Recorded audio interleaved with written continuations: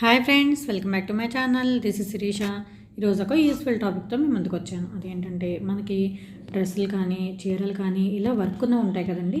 ఇలాంటి వాటిని మెషిన్లో వేస్తే మనకి ఆ వర్క్ అనేది పాడవుతుందని చెప్పి మెషిన్లో వేయలేం. చేతితో విడిగా నానబెట్టుకుని జాడించుకోవాల్సి వస్తుందన్నమాట. టైం ఉన్న వాళ్ళైతే ఇలా చేసుకోవచ్చు. కానీ వర్కింగ్ ఉమెన్కి ఆ మిగిలిన సండే కూడా ఇలాంటి పనులు చేసుకోవాలంటే చాలా విసుగ్గా అనిపిస్తుంది కదా.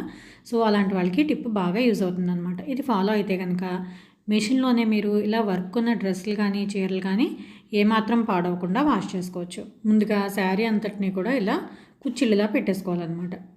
చూడండి, ఇలా కుచ్చిళ్ళు పెట్టేసాను కదా. మొత్తం పెట్టిన తర్వాత ఇక్కడ మనం ఆ బార్డర్ దగ్గర నుంచి కొంచెం కిందకి ఇలా పట్టుకుని అక్కడ ఒక తాడు లాంటిది ఏదైనా తీసుకుని ఒక ముడి వేసేసుకోవాలన్నమాట. మరీ టైట్గా కాకుండా అలానే మరీ జారిపోయేలా కాకుండా కొంచెం లూజ్గా ఉంచి మనం ఇక్కడ జారుముడి వేసుకోవాలి.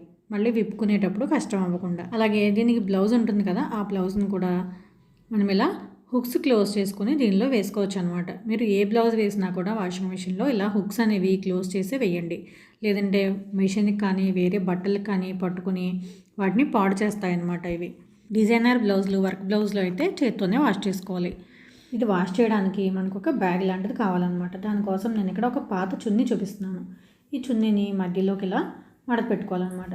మడతపెట్టిన తర్వాత ఈ మడత దగ్గర నుంచి ఈ చివర్ల వరకు ఇలా ఒక కుట్టు వేసేసుకోవాలి. ఇదే విధంగా మనం రెండో వైపుని కూడా కుట్టు వేసుకోవాలి.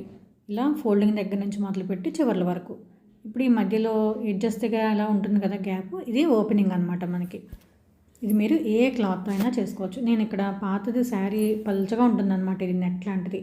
దీంతో శారీలో సగం పీస్ తీసుకుని నేను ఇలా చేశాను అనమాట. సేమ్ ఇందాక చూపించినట్టుగా ఈ అంచు ఆ అంచు కుట్టు వేసేస్తే మనకి ఇది చాలా సింపుల్గా రెడీ అవుతుంది.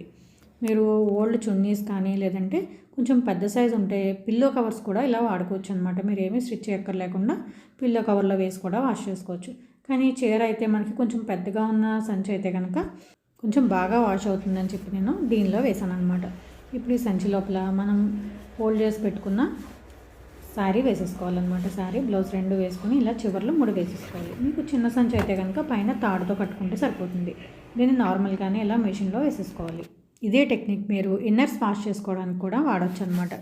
బ్రాల్ లాంటివి డైరెక్ట్గా వేస్తే మనకి సాగిపోతాయి కదా, అలాంటప్పుడు ఒక పాత పిల్లో కవర్ తీసుకుని దానిలో వేసి ఇలా మెషిన్లో వేసి వాష్ చేసుకోవచ్చు అనమాట. సో చూడండి, వాష్ అయిపోయిన తర్వాత దీన్ని బయటకు తీసుకుని మనం ఆ చివరి వేసుకున్న ముడి విప్పేసుకుని శారీ బయటకు తీసేసుకోవడమేనమాట.